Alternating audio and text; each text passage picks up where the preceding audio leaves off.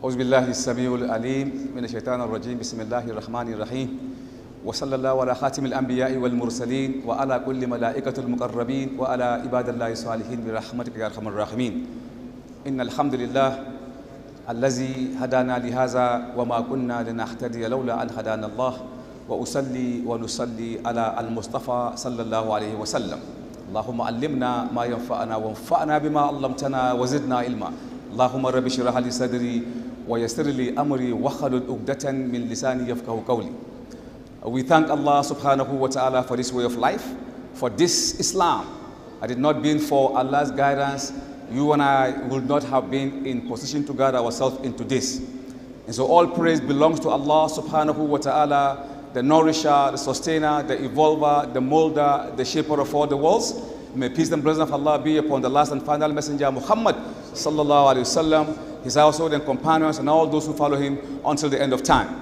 My dear brothers in Islam, I bring you greetings from Zaitun Da'wah Institute, a think tank research center in Washington State, United States of America.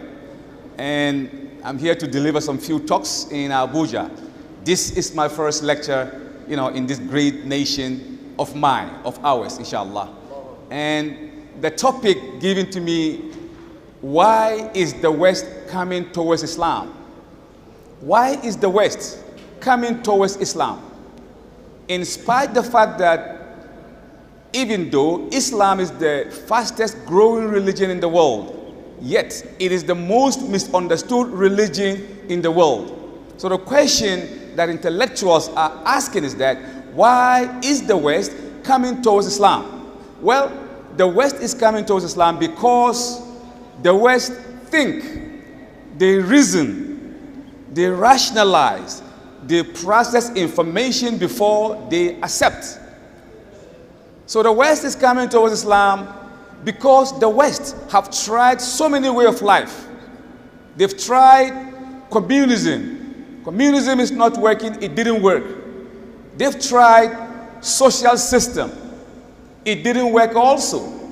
The West have tried social democratic system. It is not working. So the West is forced by natural inclination to look for the next alternative, and that alternative is Islam. The West is looking for a spiritual upliftment. Materially, the West is good. When it comes to material advancement, the West is good. But spiritually, the West is bankrupt. And so that natural inborn mechanism that Allah has infused in mankind to realize the one and only God that deserves to be worshipped, which in Islam we call the fitrah. That fitrah is an innate, it is working. And the West is actually blind, looking for a way out spiritually. And so when they come in contact with Islam, they accepted Islam hands down. The West is coming towards Islam because Islam have the answers for the problem that is engulfing the West.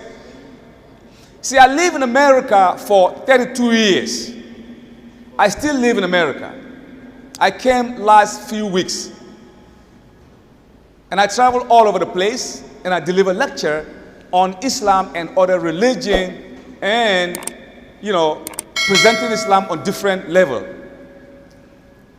Before I begin my talks, let me give you about my wife in America, a white woman. That's my wife. Well, I used to work in a hospital a few years ago. I worked, in a hospital. And I work only in the weekends. The weekdays I travel all over the place in prisons, and I deliver the talks about Islam. And so this lady was hired in the facility. I don't know. So when I came to work on Saturday, I saw a paper lying on the table in my office that a lady had been, employed.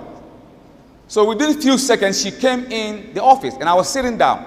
And she asked me, "Are you the supervisor?" I said, "Yeah." I said, "Are you the new staff?" She said, "Yes." All right. So I took her to where to work. I show her what to do. Once I'm done doing that, I came to the office. As I was in the office sitting down, doing my work, she came in. When she came in, it was time for Zuhr, and I was doing my salat. I put my sajad, doing my salat in the office, and she popped in. And she saw me doing salat, going up and down, and she waited as I was praying. When I'm done with my salat, she came and she said, Mr. Muhammad. I said, yeah. She said, are you a Muslim? I said, yeah. She said, oh, Jesus loves you. She said, Jesus loves me. I said, I love him too. Matter of fact, if you see him, tell him I say hi. No problem. And she said, I'm serious, man. You worship Muhammad? I said, I don't worship no Muhammad. I worship Allah. Muhammad is a prophet, just like you and I. The difference is he received revelation. By virtue of that, he became the leader of mankind. That's all. But we don't worship Muhammad. And she was all over on me. So she went outside and she brought a New Testament, a small New Testament. She's trying to save my soul. She gave it to me. And in my head, I say, you don't know who you're dealing with. If she know who she's dealing with, she wouldn't give me New Testament because it is in my head. So what happened was I took it. I didn't say anything. So on Sunday, she came again. And she brought me little pamphlet, you know, about Christianity and stuff. I took it. And I just laughed and I went home. The following week, you know what she told me? She said, Mr. Muhammad, I have a question for you. Matter of fact, a request. I want you to come to me to the church. I said, me come to church? She said, yeah. I said, all right, I'll go. She said, oh, the Holy Ghost, I know the Holy Ghost. I said, right. So she know the Holy Ghost told her that I'm going to accept. So I did. And I dress like this all the time in America. There is wisdom in doing this. See, I dress like them. But I put my heart. So they know I'm a Muslim, but I dress like them. It's all right, you know, I'm cool like that. So they accepted it. And so she told them that a big Muslim is coming to the church. So I went to the church. And the pastor was doing his thing. And I was in the front. And once the church thing is done, they gave me $200 to buy something. Which, in fact, I was broke that day. You know, so I took the money. It came at the right time. I need to buy some food stuff. I'm broke. I say, Allah, al-musabbib al-asbab. Allah, he does things that you don't understand. So on the way going, we went home. I dropped her off and I went home. And the following week, I said, look, I want you to come to the masjid with me. She said, no, I can't go and pray to no masjid. I pray to God Almighty, to Jesus. I said, fine. I went to the church. I didn't become a Christian. You come to the masjid. You don't have to be a Muslim. See what's going on. She said, okay, I'm going to go once. I said, just once. So she came the following week, Friday. We went to the masjid. And look at what Allah did. See, in our masjid, we have 3 imams. That is America. Imam for Tawheed. We have the Imam for Hadith and Sirah. And then we have the Imam people like me who specialize on comparative, logic, science, and, you know, thinking stuff. So that day, I wasn't doing the salat. It was somebody else was doing the salat. But Allah in His wisdom, He got stuck in the traffic. He couldn't come to the masjid, so he was late. So they came to me, Muhammad, this okay, I'll do by next week. Said, no, man, the guy's late. So I just write something and I went. And the ladies, they stay in the back. They have a big television screen. They could see the imam. So the lady I brought her, she was with the sisters. But she saw me all of a sudden standing to be an imam. And because of her, I said, you know what? I'm going to talk a topic, the mission of Jesus. The mission of Jesus. And I'm going to use the Quran, the Bible, and logic. So I use it. And mashallah, once I'm done, she came outside. Excuse me, were you a Christian before you became a Muslim? I said, no. I said, so how come? Oh my God. So who are you? I said, well, let's talk. So we talked a little bit. Well, she went home. To cut it short, within 2 weeks, I'm home. And the phone rang. I picked the phone. She said, hello. I said, wa alaikum assalam. And she said, Mr. Muhammad. I said, yeah. She said, I want to be a Muslim. I said, why? She said, because it makes sense. I said, what do you mean it makes sense? She said, because it makes sense. I said, what do you mean? She said, well, it just makes sense.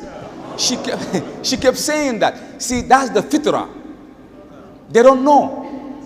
That's why Allah said, you are the best of people chosen for mankind. Kuntu khayra ummat ukhrijat linnas ta'muruna bil ma'ruf wa tanhauna 'anil munkar. You, the Muslim, are the best of people chosen to lead mankind. Then Allah said, walakinna aksara an-nasi la ya'lamun. Most of mankind, they don't know Islam. They don't know. We read this in the Quran all the time. وَلَكِنَّ أَكْثَرَ النَّاسِ لَا يَعْلَمُونَ. Most people do not know, even though Islam is the fastest growing religion, but they don't understand Islam. They don't know what it is. They think it's bombing. They think it's all the BA. They think it's ladies covering up. They think it's all angry. That's what they think. So it's about time that we change the style of our propagation. You've got to change it, man. You should change it. Islam is soft, it's natural, it fits in any community, in any culture. That's Islam.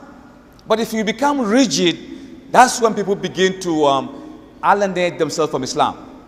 So why are they coming to Islam? Because Islam have all the answers for mankind. That is why at the beginning, Allah, He said to Muhammad sallallahu alaihi wasallam, "Qul, tell them, لَإِنِّي اجْتَمَعَتُ الْإِنسُ وَالْجِنُّ أَلَا أَنْ يَأْتُوا بِمِثْلِ هَذَا الْقُرْآنِ لَا يَأْتُونَ بِمِثْلِهِ وَلَوْ كَانَ بَعْضُهُمْ لِبَعْضٍ ظَهِيرًا." If the whole of mankind and jinn were to come together to bring a book like the Quran, they will never be able to do it. Think of this ayah. We don't speak like that. No, man. We don't talk like this. The whole of mankind and jinn. Why would Muhammad make such a huge challenge? That's a very deep and serious challenge. In other words, whosoever gave these Quranic verses have a mind that is beyond human conceptualization. Yes, because we don't talk like that. Whole mankind and jinn. What kind of talk is that? That means it's a serious talk. The Arabs, they were listening. What did they do when this ayah came? Nothing. They say what? وَقَالُوا لا تسمعوا لهذا القرآن والغوا فيه لعلكم تغلبون. They say, don't listen if Muhammad read the Quran. Make some noise in between so that you will have upper hand. That's weak argument. It's weak. They can't solve the problem. Then Allah was watching them to see if they will bring something will supersede the Quran. They couldn't do it. Then Allah reduced it from the whole of mankind and jinn. He said, أَمْ يَقُولُوا نَفْتَرَى قُلْ فَأَتُوا بِأَشِرِ سُورٍ مِثْلِهِ مُفْتَرَاتٌ. Do they say Muhammad forged the Quran? All right. Tell them to bring 10 surah, forge like the Quran, if they are speaking the truth. Did they bring it? They couldn't do it.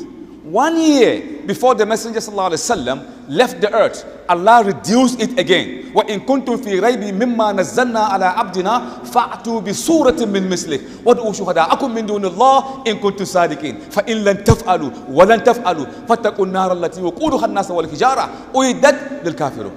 Allah said, if you are in doubt as to the message we've given our apostle, then bring one surah this time, one, and bring your witness if you are speaking the truth. Then Allah said, you cannot do it. You will never be able to do it. If that is the case, let them prepare themselves for the fire whose fuel is men and stone. Men like Bob Marley, Michael Jackson, Madonna, these men will be fuel. They are destroying mankind, going naked, and the people are accepting it. I was giving a lecture in Ghana yesterday. This guy came into the masjid and he had his pants, like this, sagging. He's walking. So I said, look, man, get out of my mosque. You can't listen to me. If you're going to dress like this, get out of my mosque, man. So he left. Later he came back, apologizing. I said, do you know where you get this sagging, this pant, walking like this? Do you know where? He said, well, it's a style. See, I work in the prison system. I have 6 prisons in the United States. I visit all over. That's my job. I travel to hospital, United States, secondary school, university. I debate. I do everything. And why this style of dress, sagging, with your pants, no belt, seeing your dirty underwear. I don't want to see no dirty underwears, but that's what they show. Where do they get it from? In the prison system. Because in America, sometimes they give you like 2,500 years in jail, or 7,835 days and few hours in jail, or 11,000 years, or 1 day, or whatever. They do that. And so those who get like 100 days or 100 years, they can't come out. The inmates. So they don't have nothing. So the young guys that come into the prison system, they take their belt. Man, give me your belt, man. They take their belt by force. And so the guys don't have belts. So they walk like crabs. Walk like this. So that's it developed in the prison system. So when they came out, they begin to walk like this. And it became a style. And we are imbibing it, subhanallah. They are trying to put us in hellfire. They have nothing but to look for Islam. There is a man in America by the name of Jimmy Swaggart. Jimmy Swaggart is the tele-evangelist, one of the biggest evangelists in America today. Jimmy Swaggart Ministry. You know, he debated Sheikh Ahmed Deedat in the year 1988. Those of you who know. So Jimmy Swaggart, he wrote a book, and the book's name is The Dark Stain of American Society. The Dark Stain of American Society. In that book, Jimmy Swaggart said, America, oh America, if God did not punish you, then God must go back in time and apologize to Sodom and Gomorrah. He said, if God must punish America. And God, if you didn't punish America, you have to apologize to Sodom and Gomorrah for what you did to them, because America is worse. So they're looking for a way out. They don't know. Trump. Well, before I speak about Trump, is there any CIA or FBI here? Hey, I want to be sure. I want to make sure that I'm cool. You know, I don't want to be arrested when I go back to JFK. You know, so I'll just make sure. Just raise your hand. Let me see your hand. I mean, we're not going to tell nobody. Just raise your hand. All right. No CIA here.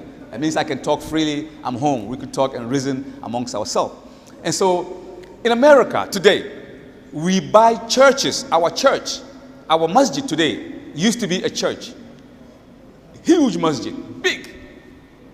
The church people, they let it go because nobody's coming to church no more. People are thinking now, at the age of technology, globalization, people are reasoning.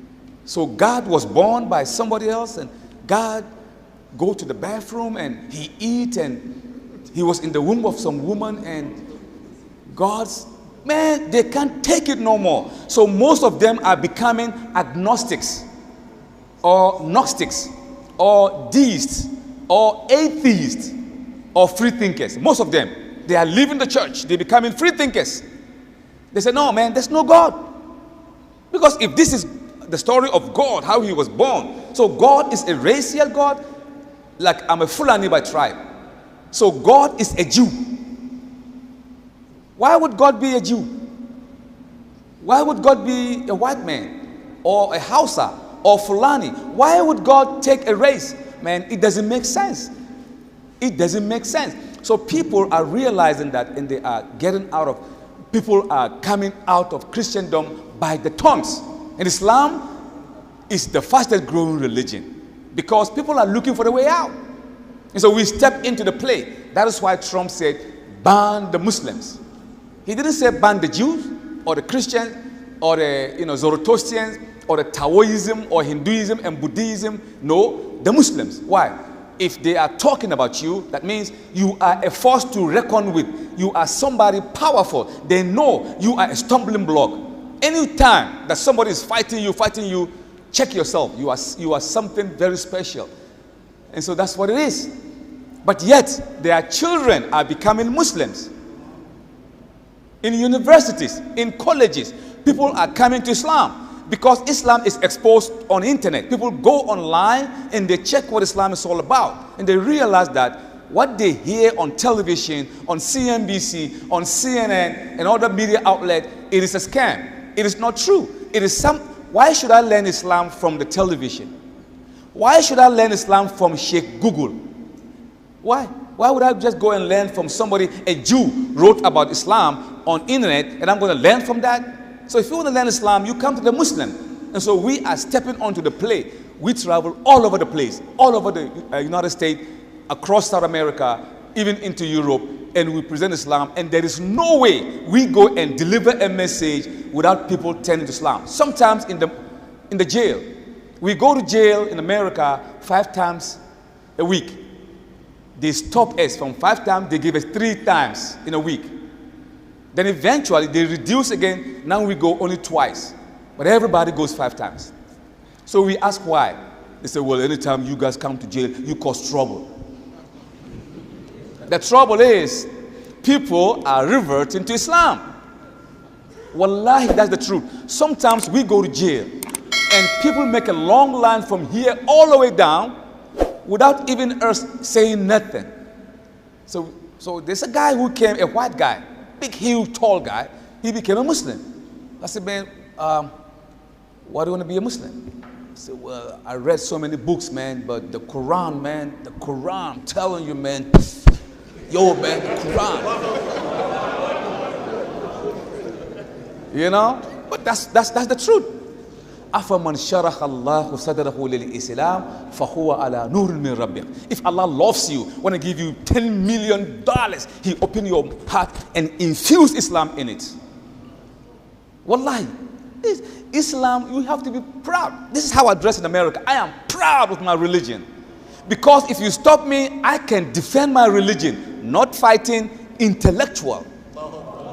I can present facts on different angles to dissipate whatever they are thinking and solidify the truth of Islam. No problem at all. So I'm proud of this religion. So when he became a Muslim, he said, Sheik. You know what Sheik? That's Sheik. Yeah. Say, excuse me, Sheik. I said, what? He said, I want a name. I said, okay, what name you want? I want to be called Abdul Jihad. Abdul Jihad.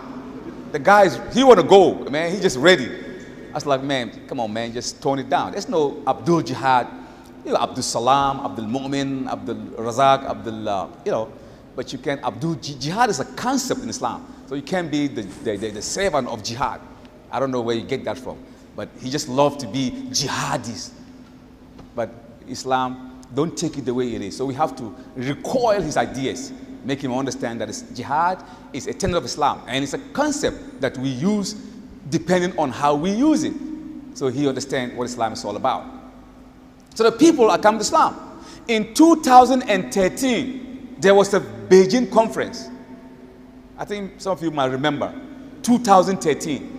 Women all over the world went to Beijing in China to address the woes of the women.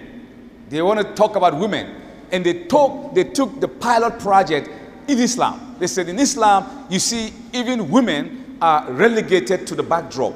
Even in Salat, where it's supposed to be for God, Islam allows women all the way in the back. See, Islam doesn't like women. They cover themselves. You see, Islam doesn't like women.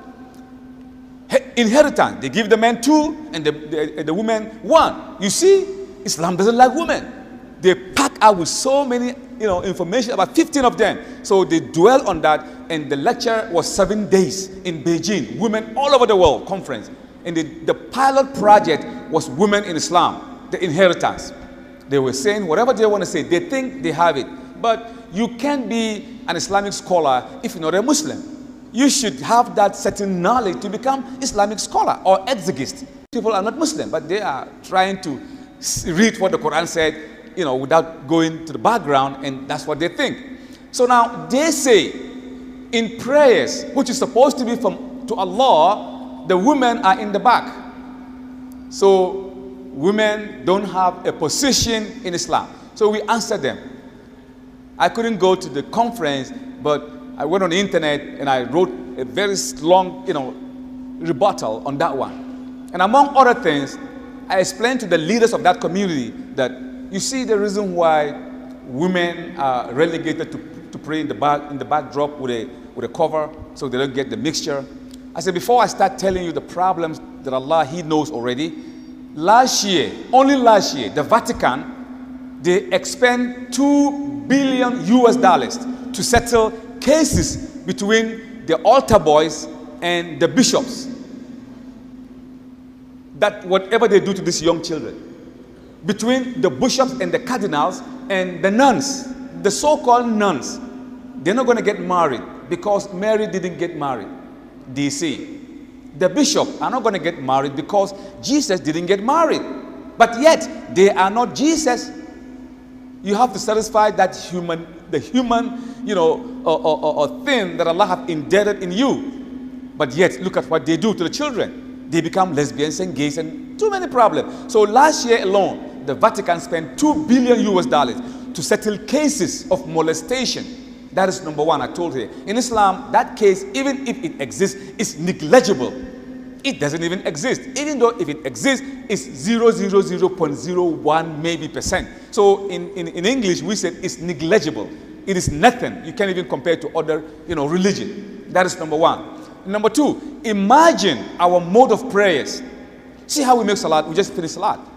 Imagine if I'm doing the salat and Sister Maryam is standing on my side. And Sister Habiba is on my left.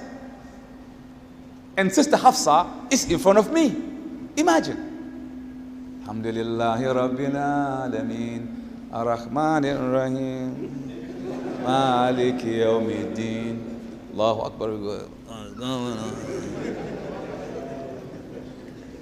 Assalamu alaikum wa rahmatullah. You do it. Allah, He knows. And then when I say Allahu Akbar, you see the women have that softness. When it touches me, now I'm thinking, is she the Akbar or Allah is the Akbar? Because she's so soft, man. I can cushion.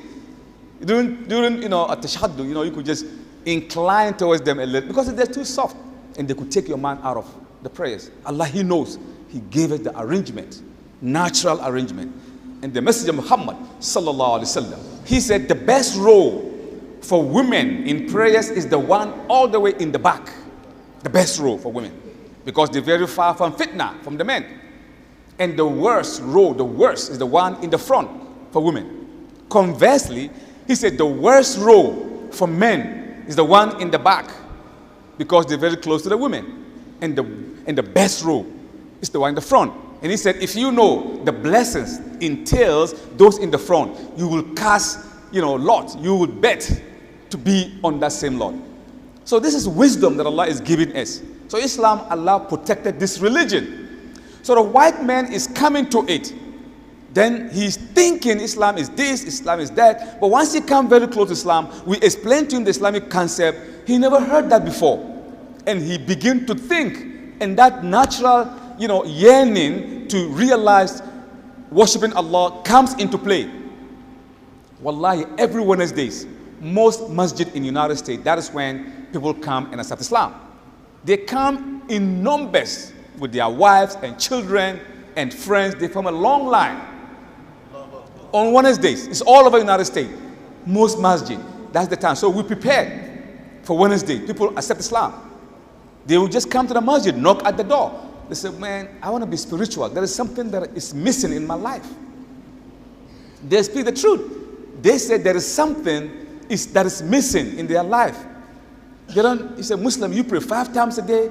We don't pray at all. I'm a Christian, but I've never gone to church for like 50 years. I'm a Christian, but I don't believe in Jesus as the Son of God. I'm a Christian, but I don't, they're just nominal Christian. Jesus Christ is alive, but they don't go to church. So they need you and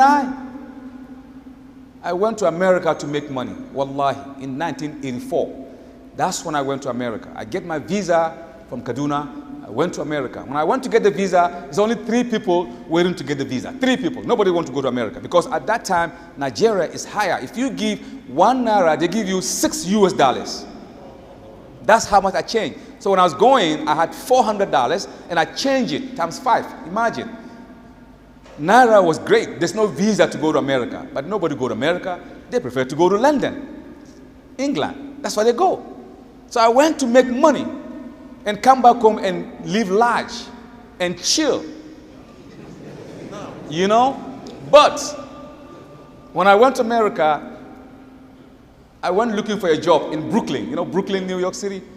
And I went to look for a job. I couldn't get the job. Then I came outside. They told me, look, man, we're sorry. We're not hiring right now. why don't you give us a number? We'll give you a call in about a week or two if there's a job. I said, okay, all right, it's no job. So I came outside. I was going home. Then I heard the azan. It's a small masjid. I went there and I did my zuhur. Once I'm done doing my zuhur, the imam, he rose up and he said, those of you who have never seen Sheikh Ahmed Didat, he's here with us today. I was like, what? Didat, thank God I didn't get the job. I'm happy I didn't get the job. Because Sheikh Didat is here. So he rose and he, gave us 15 minutes lecture. And he left to, down south. After the lecture, my body begins to tell me that I've got to be like this man. So I was telling myself, this is it. I want to be a da'i just like Sheikh Didat. My heart kept telling me that. I don't want nothing. I want to be like this man, subhanallah. So when he finished, I went to him. I said, Sheikh, I want to be like you. He said, no, man, you can't be like me. I can't be like you. Who are you?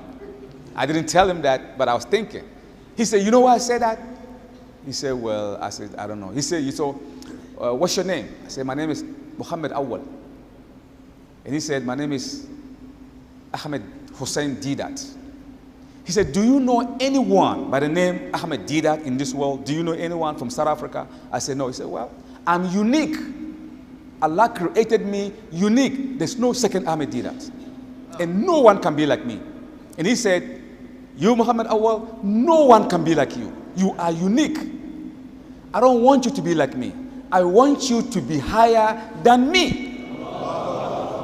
Because if you become like me, look at my gray hair and everything, Islam will be stagnant. But if you supersede me, somebody will say, I want to be like Sheikh Mohammed Awal. And so that's how Islam grew. So from that time, after he finishes, I followed him to South America. And I stayed in Durban with Didat for 10 months. And the program is 1.5 years. But I was so hungry for knowledge of comparative that I did it within 10 months. I'm done. Graduated. I came back. Then I went back again. Then I start doing my research. And before I know, I've reached this level that I'm delivering lectures all over the world. My intention is different. To go in, I don't have money, but I do travel a lot and I do deliver. That's what I do. I talk. Today, if you give me the whole of Nigeria with mountain of gold, wallahi, to give up what I'm doing, me and you will have a boxing match. I'm not going to give this up. I'm so happy doing this. People are being changed. What is the best? The Quran said, the hadith really said, if you could change one person, giving the alternative to become a Muslim, it is as if you've made the whole world to become a Muslim. And people don't know. So why do you think the West wouldn't come for Islam? We have so many, lectures all over the universities and colleges. It is open. And the people are coming to Islam because Islam is so simple. A lady became a Muslim. She's a journalist. She became a Muslim. And she was interviewed. They asked her, look, you become a Muslim today. You're going to pray 5 times a day.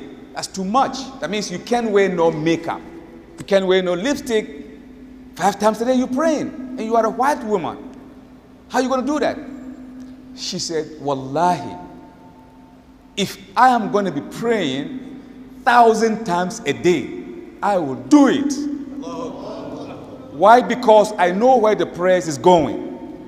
I know it's going to Allah. But before, I don't know if it's the Holy Ghost, I'm praying to Mary, is it Jesus, or is it 3 of them? Or I was confused. I was just following the trend, but I didn't know exactly what was going on. So now I know my prayer is going to Allah. I am bowing down to the only one that deserves to be worshipped, and that is Allah.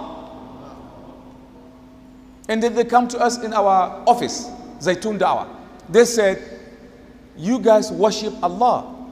Allah is not the name of God. Allah is the name of the Muhammad sallallahu alaihi wasallam's God. He overthrew, he made a coup and destroyed all the other gods of the Quraysh and the tribe. And then he elevated his God. So he called Allah. But they forgot that in the East, the Arab Christian in their Bible is Allah. They use the word Allah. They don't have any other name. And I told them Allah is the generic name of Allah. Because the Hebrew, the Assyrian, the Armenians, the Arabs, and the Hebrew, They call their creator, the Hebrew call him Elah. Some call him Eli. Some call him Elah. Some call him El. Some call him Elohim. In Islam we say what? Allah. So Allah, Eli, Elah, Elohim, Allah. Jesus, who used to be, he lived in Palestine. He spoke Aramaic. The language of Jesus, Aramaic. The word for the creator is Allah. It's Allah.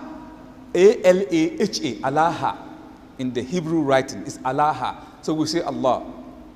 Because they don't know. وَلَكِنَّ أَكْثَرَ النَّاسِ لَا يَعْلَمُونَ. We went to South America about 3-4 months ago. We go every year. We went to the Amazon, the rainforest in Amazon. There we found human beings that I've never seen human being before. They were discovered few months ago. Wallahi. They are human beings, but they've never seen us. They've never seen a human being before in their life. They live in the jungles of the Amazon. They don't wear clothes. So they told us to bring some clothing. We went and brought a lot of clothes. We give them the clothes, they put it on, and they take it and throw it away.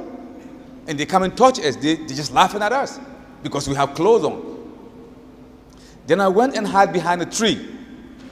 And I bowed down in prostration to glorify Allah subhanahu wa ta'ala. The ni'mah that I'm a Muslim. And look at these people. They've never known anything about Islam. Nobody have contact with them. So the Ministry of Indian Preservation in Brazil protected them. They wouldn't even allow us to take a picture because people use them, taking picture to the, to part of the world, and they make money off them. We said, no, we don't make money off them. We just want to give them Islam. So we hired people that speak their native language, and we lived in that jungle for 10 days, trying to convince them and give them Islam, which alhamdulillah, the second in command leader of that community, he accepted Islam. So when we take Islam, we leave 2 people with them, and we went to the next village.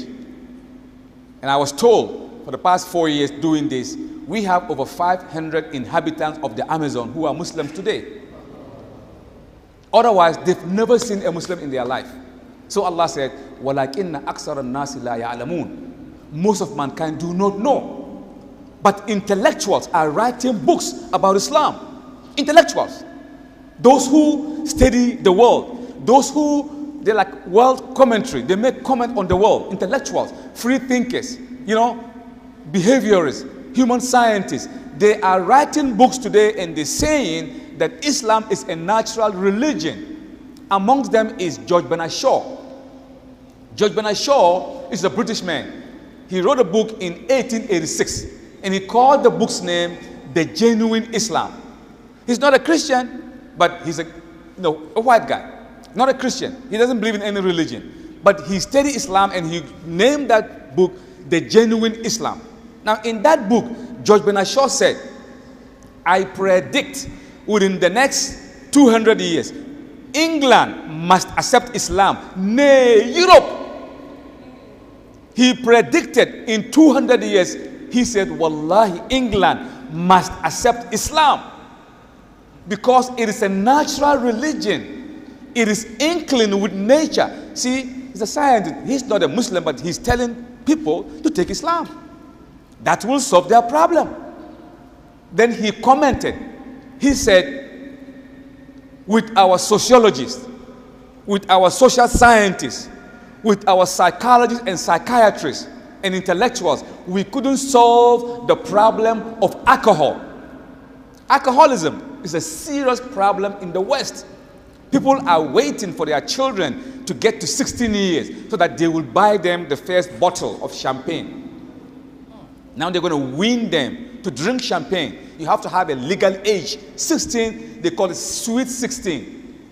So in the weekends in America, it's a lot of accident all over the state.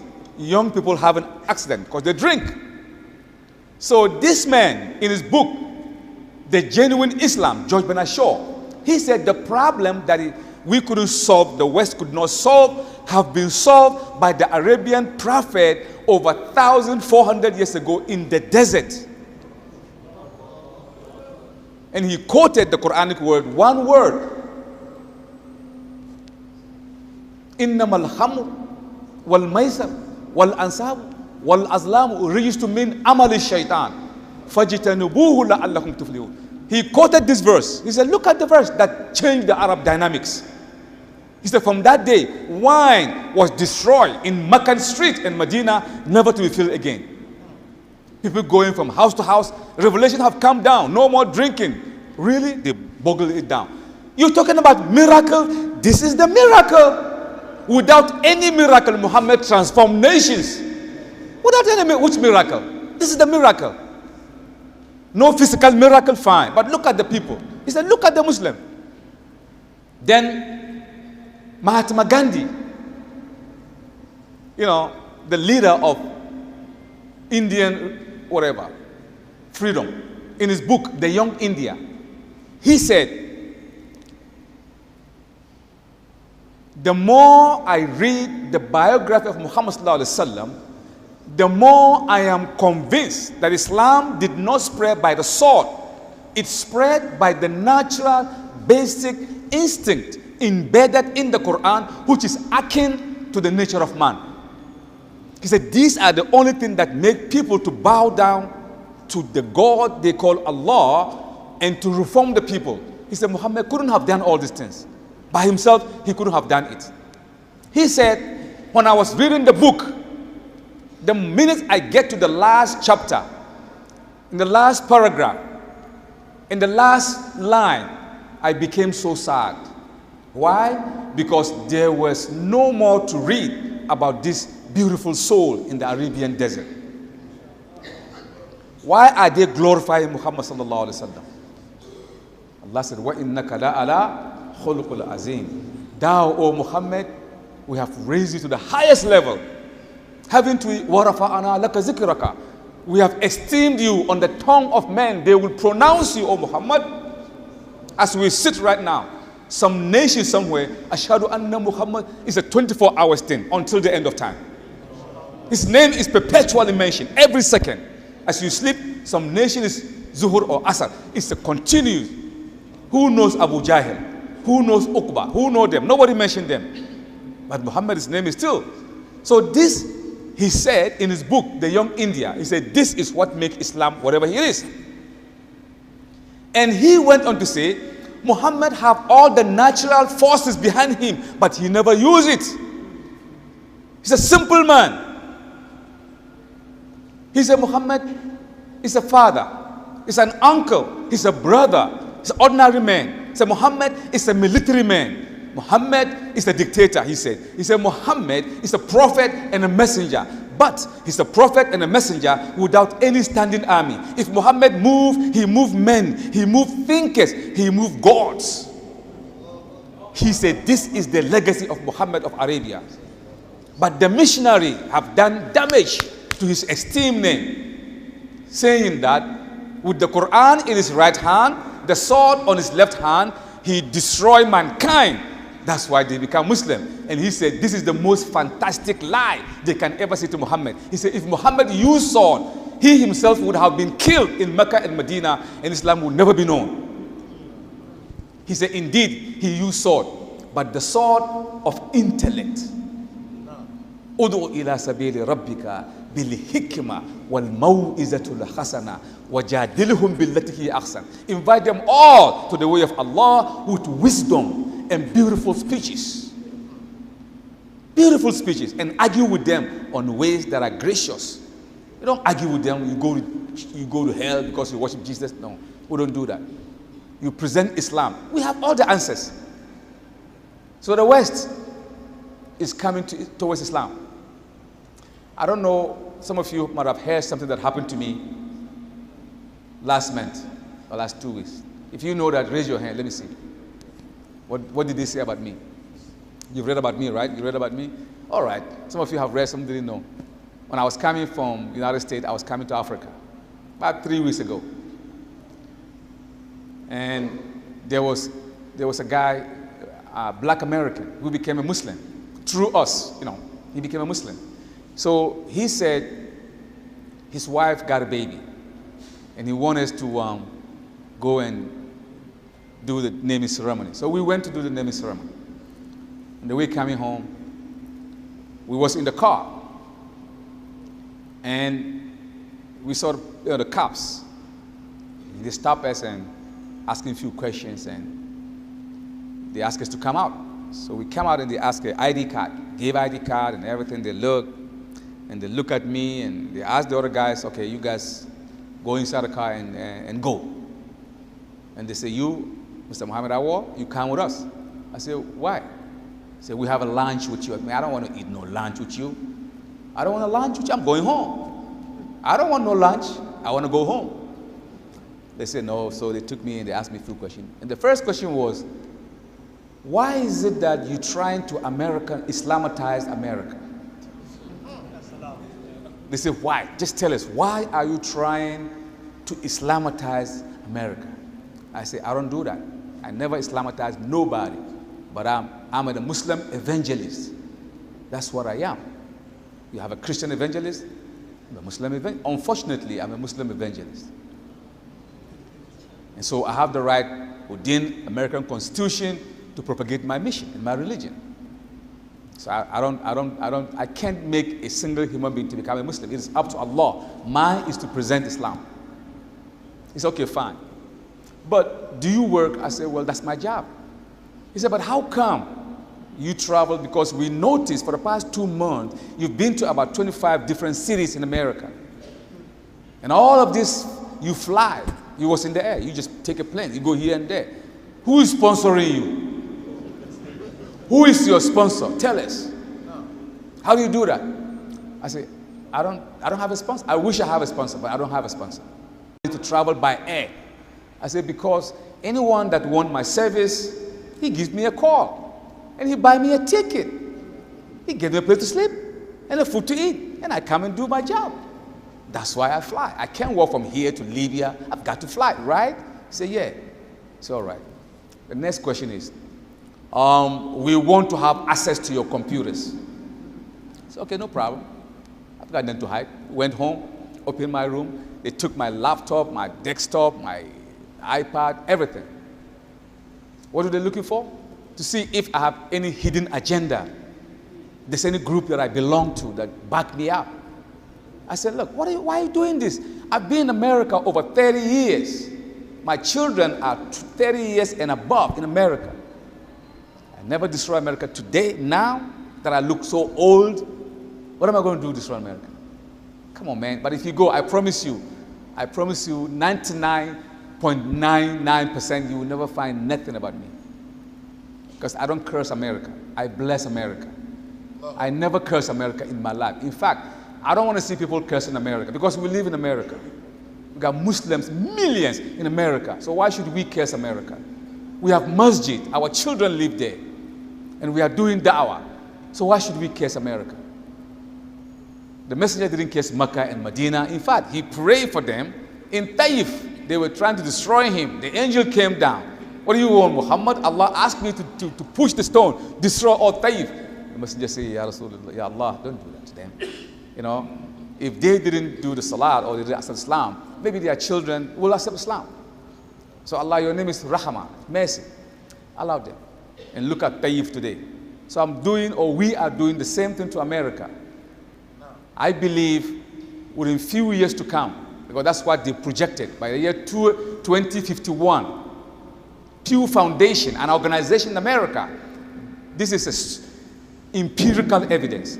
They say by the year 2051, half of Europe is going to be Islam. Without any bloodshed. They say it is coming. And number one, the Muslims are busy doing propagation. The masjid is filling up. They are buying churches. Number three, our children have followed free thinkers. They become atheists because our deeds, look at us. We don't give them nothing spiritually. So the Muslims are coming. And 50,000 Muslims came last 2 years. 50,000 Muslims came to two countries in Europe. These 50,000 people are on to marry the Western women, maybe convert them to Islam, and they're going to have children that are Muslims, and Islam is taken up. Allah have His way. Allah's way is different to propagate the Ummah. to propagate the world to become Muslims. Allah's way is different. Ours is to present the case. Allah, He have a way. Whatever you're thinking that is bad for you, it could be or might be good for you. And whatever you think is bad, it could be good. So when I was in the States, Trump became a president, people were angry. Wallahi, there's a reason for that. Now in America, people want to know about Islam because of what Trump is doing. Now they come to the church, to the masjid. They want the Quran to see, why is the Muslim trying to destroy America? Why are you doing bombs, suicide bombers? Why? So they come to the masjid. They want to see the mind of Muhammad sallallahu alaihi wasallam, and that's the Quran. Once they read that, they have few questions. Once we answer it, the next thing is Ashhadu Allah ilaha illallah wa ashhadu anna Muhammad Rasulullah. So had Trump didn't make those statements, they wouldn't have known. There is a man in Europe by the name of Maurice Bucaille. You have read about him, Maurice Bucaille. He wrote a book, the Quran, the Bible, and science. Maurice Bucaille used to be an agnostic. An agnostic is someone that believed that God created this world, but He removed Himself away and He left us to fend for ourselves. That's agnosticism. He used to be one of them in France. He belonged to the Paris Club. So the rate at which the Muslims are rising in France, everybody's becoming a Muslim. Today in America, wallahi, to be a Muslim is a new thing. It's a style. They see a Muslim, Assalamu alaikum, brother man, Assalamu alaikum, Allahu Akbar, Assalamu alaikum. Say Allahu Akbar, Allahu Akbar, Assalamu alaikum, brother. They hug you. It's like a new thing. You know, you got Muslim, you got a hat on, Allahu Akbar, you know. It's a new, it's just something. Who does that if not Allah? Who does that? You see them walking down the street with their kufi on, you know, but they are not Muslims.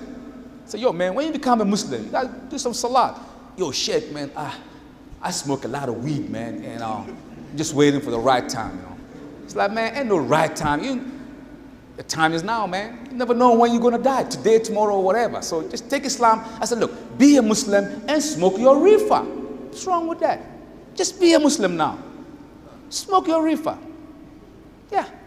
Eventually, you're gonna see. Inna salata kanat ala al-mu'minin kitaban mawquta. Allah said, once you accept Islam itself, Islam will make you stop all these things. You will stop.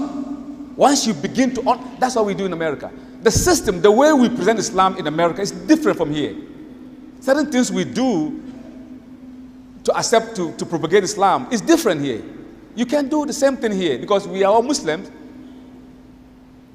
If you tell a white man the Quran is from Allah, he says, man, you crazy. What? Did you drink a wine or something? I said, no. This Quran is from God. Man, what's wrong with you? Maybe something's loose up here or something. The angel came down. Man, you mean the angel came down physical to give Muhammad the Quran? He doesn't believe that. You know what he wants? He wants to touch it.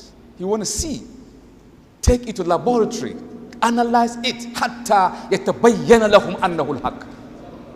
That's what they think. They want to see, touch, examine, cross-examine, and ask. Then they believe. Because you and I, the Quran came, we believe. No question. Muhammad, Messenger of Allah, we believe. But they're not going to believe like that because they reason, they think, they analyze information. They believe in analysis. So Maurice Bucaille in France was given 50 million francs to write a book and condemn Islam. They asked him to write a book about Islam and condemn Islam. He said, look, all right, I'm going to do it, but I want the Quran. So they gave him the Quran in France, in the French language. He read the Quran in French. He said, no, I've got to understand the Arabic language. You know what he did? A scientist. He took the Quran in Arabic, read the English book. So he went to Yemen. He stayed in Yemen for 3 years. He studied the Yemeni Arabic dialect. Then he came to Egypt for 2 years. He studied the Arabic dialect in Egypt. Then he went to 5 different, He spent 10 years. Out of the 10 years, 8 years researching the Arabic language. You see how they think? Once he's done, it took him 2 years to cross-examine the Quran. Wallahi, once Maurice Bucaille was done, he came to France. There's a place called Marseille. Is it Marseille? Marseille. So that's where they have the head of the Paris Club. These are scientists, intellectuals, but they don't believe in Allah that much. But they don't like the way Islam is taking shape. So they say for him to write a book and condemn Islam because he's one of the best minds in Europe. If he say Islam is terrible, they will accept. So it's okay. 2 years he read about whatever he researched on Islam. So he came back to the Paris Club like this, and they were sitting down, and he said, I've got so many data on the work that you gave me to do. He said, before I tell you what I've collected about Islam, I will say this to you. Ashhadu Allah ilaha illallah wa ashhadu anna Muhammad Rasulullah. Wallahi. Maurice Bucaille became a Muslim in front of his own people. They get angry. You know how they do? What's going on? They were angry. He said, wait. Who are you? You're scientist, right? They say, yeah, I'm a scientist too. But I've got the chance. For 10 years, I have meticulously analyzed the Quran from step by step. Everything is done. I'm done. Believe me, no human being will be able to write a book like the Quran in the 7th century. Impossible. He said, not Muhammad, not the Sahaba, none. You can't write the information in the Quran. He said, for anyone to write a book like the Quran, that person have to have an encyclopedic mind. How are you going to get encyclopedic mind? He said, for anyone to write a book like the Quran, that person have to have an encyclopedic mind, which is impossible because the information in the Quran is beyond the 7th century. It is beyond 7th century. He said the Quran is such that if the Quran pass around you, you have to go and have a look at second thought. He said Muhammad couldn't write the Quran, and I'm a scientist, and you trust me, you believe in me, and I've analyzed the Quran. Believe me, he didn't write the book. So they asked him, who wrote the Quran? He said, I believe Moses, Jesus, Muhammad, and the Prophet, they came from the same school.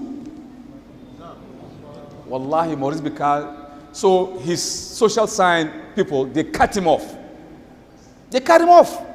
They took away his lances. Then he wrote another book, The Genesis of Man. That where did man come from? You should get that book. Go on the net, Google Maurice Bucaille, the books of Maurice Bucaille. Just Google, but you will read that book and you will be crying. The information, this man is intellectual. So Allah said, وَيَرَى الَّذِينَ أُوتُوا الْعِلْمَ الَّذِي أُنزِلَ إِلَيْكَ مِنْ رَبِّكَ هُوَ الْحَقُّ وَيَهْدِي إِلَى صِرَاطِ الْعَزِيزِ الْحَمِيدِ. Those who are knowledgeable, O Muhammad, they will come eventually and they will know that you are on the right track and that it is Allah who sent you. Knowledge. يَرْفَعِ اللَّهُ الَّذِينَ آمَنُوا مِنْكُمْ وَالَّذِينَ أُوتُوا الْعِلْمَ درجات. Those amongst you with Iman, Allah will give you a position. But men of knowledge, darajat, a degree above everything. Knowledge is power. So by virtue of knowledge, the West is coming to Islam step by step by step by step. And there is every reason that in a few years, Islam will engulf the West. There is no doubt. I went to Alaska. You know Alaska in America. It's cold, very cold. When we sleep in Alaska, because of the cold, we take the flight from Seattle, Washington. We land in Anchorage. Then we take another plane, small plane, to the interior, of the snow area. We're going to go give lecture about Islam. Once we get there, we take a snowmobile. Snowmobile is sort of like, it's like a, automobile, but it's meant for the snow. We go there, we've seen a masjid built with ice. Wallahi. Masjid, there's no concrete, no wood, there's no wood, no concrete, and no nail. It's just ice. Big masjid. They cut the ice. Pacific Ocean. They cut the ice with machine. Cut it thick. They deck it like this. They make a masjid, they make a member. Ice. The miracle is that inside the masjid, the temperature is constant. I was crying, man. Islam. But outside it's cold. Before we go to sleep, we have to get inside a chute. We enter inside a chute, and we zip ourselves and we plug it to the plug for 45 minutes so we get insulated. This is how cold Alaska. If I touch your ears like this, you're not going to feel you won't know. Because if you spit, by the time it falls to the ground, it has become ice. That's Alaska. We're supposed to be there for like a week, but we stay 2 days and run away quickly to Seattle. But even in that midst, if the Imam is giving salat, wallahi, you will cry. A lot of mistakes. Alhamdulillah, hula, bilal, man, ar-Rahman. So I listened. I was in the back. I said, go ahead. He gives salat. He said, Sheikh.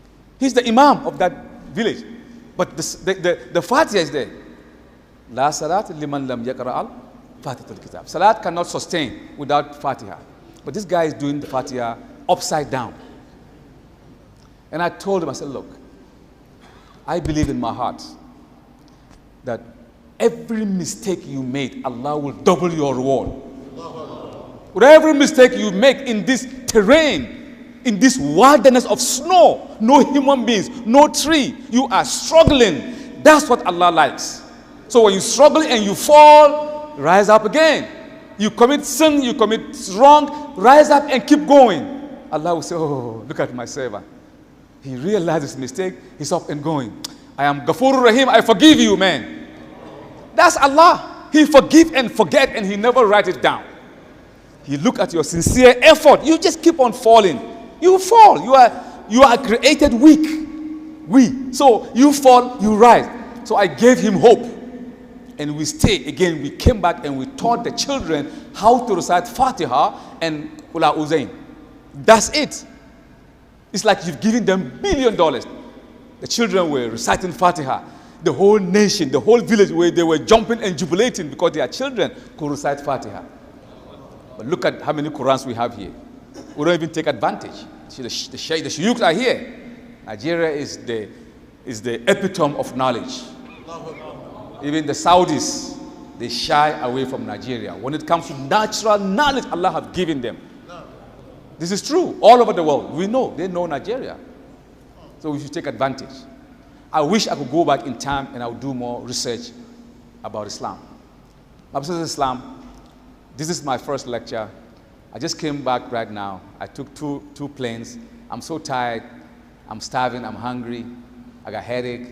But when it comes to delivering, I like to talk. If you don't stop me, if he didn't stop me up, because I'm going to talk till thy kingdom come. That's my job. That's my life. Haza billahi tawfiq. Wa akhiru da'awan alhamdulillahi rabbil alameen. Wassalamu alaikum wa rahmatullahi ta'ala wa barakatuh.